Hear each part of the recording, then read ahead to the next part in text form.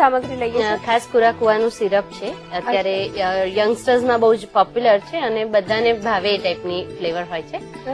સાથે lemon squash છે અને આઈસ અને રેગ્યુલર સર્વિંગ કરવાનું છે. ઓકે, તો શરૂ કરી દઈએ. ચાલો, ગ્લાસ લઈએ.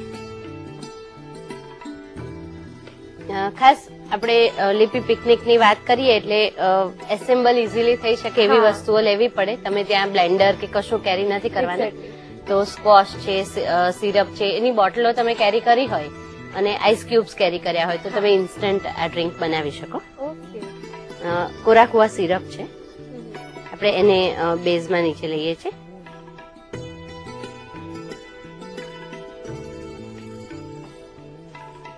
દોઢ ટેબલ સ્પૂન જેવું લઈએ છીએ.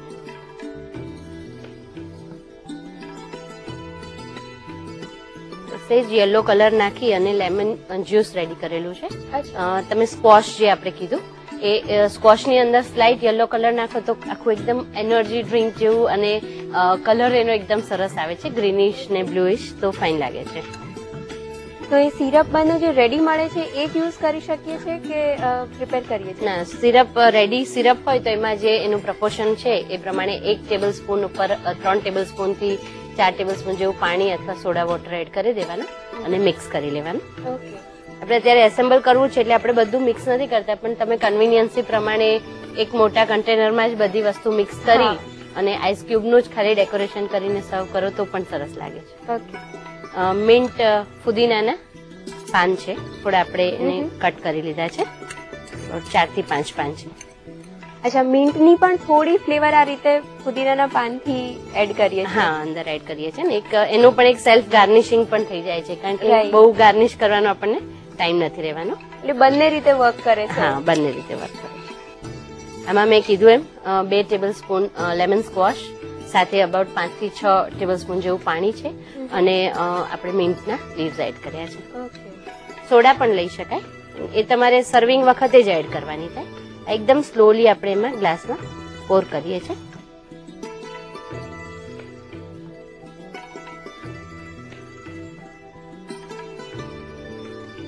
થોડી વાર રાખીએ એટલે બહુ જ ફાઇન કલરનું લેયર એમાં આવી જતું હોય છે. હવે આપણે એમાં આઈસ ક્યુબ્સ છે, નોર્મલ આઈસ ક્યુબ આપણે જે સેટ કરવા મૂકતા હોય એની જગ્યાએ એના અંદર ફુદીનો છે, તુલસી છે, સ્ટ્રોબેરી કે એવું કઈ લેતા હોય તો એના નાના પીસીસ મૂકીને પણ સરસ ગાર્નિશિંગ કરી શકાય. એનાથી લુક બહુ જ સરસ આવે છે, એકદમ ચેન્જ થઈ જાય છે, એટ્રેક્ટિવ એકદમ લાગે. 3 થી 4 પીસ આઈસ ક્યુબ ને એડ કરીએ છીએ અને લેમન સબ્જેક્ટ પ્રમાણે આપણે લેમનની રિંગ્સ લીધી છે તો લેમન રિંગ થી એને ગાર્નિશ કરીએ છીએ.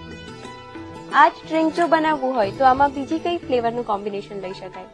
આની સાથે આપણે ઓરેન્જનું પણ કલર પણ સારો લાગે, ફ્લેવર પણ સારી લાગે. ઇવન આઈસ્ક્રીમની સાથે પણ સર્વ કરી શકાય આ ડ્રિંક. અને સ્ટરર સાથે સર્વ કરીએ બીકોઝ આપણે એને અત્યારે ખાસ સ્ટર નથી કરી રહ્યા એના લુક માટે, તો તમે એને સ્ટરર સાથે કરો તો જેને પીવું હોય એ લોકો એ વખતે સ્ટર કરીને લઈ શકે. તૈયાર છે મિન્ટી કુલર, એકદમ સરસ થર્સ્ટ ક્વેન્ચર, તમને પીને તરસ છીપાઈ જાય અને જે પિકનિક માટે ગયા છો એની એકદમ સરસ એનર્જી પણ રમવાની આવી જાય એ રીતનું ડ્રિંક છે અને એકદમ નવી ફ્લેવર અને કંઈક નવું લાગે.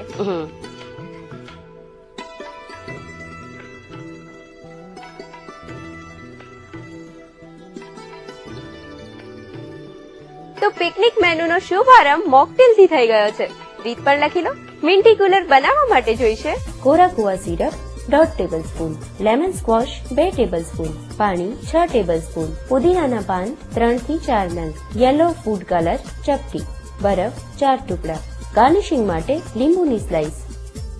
મિન્ટી કુલર બનાવવા માટેની પદ્ધતિ: સૌપ્રથમ ગ્લાસમાં કોરાકુઆ સિરપ લઈ લો. હવે લેમન સ્ક્વોશમાં પાણી અને યલો ફૂડ કલર ઉમેરેલું મિશ્રણ રહી તેમાં પુદીનાના પાન ઉમેરી તેને ગ્લાસમાં ઉમેરી દો. પછી તેમાં બરફના ટુકડા ઉમેરી લીંબુની સ્લાઇસથી ગાર્નિશ કરીને સર્વ કરો તો તૈયાર છે મિન્ટી કુલર. પિકનિક મેન્યુની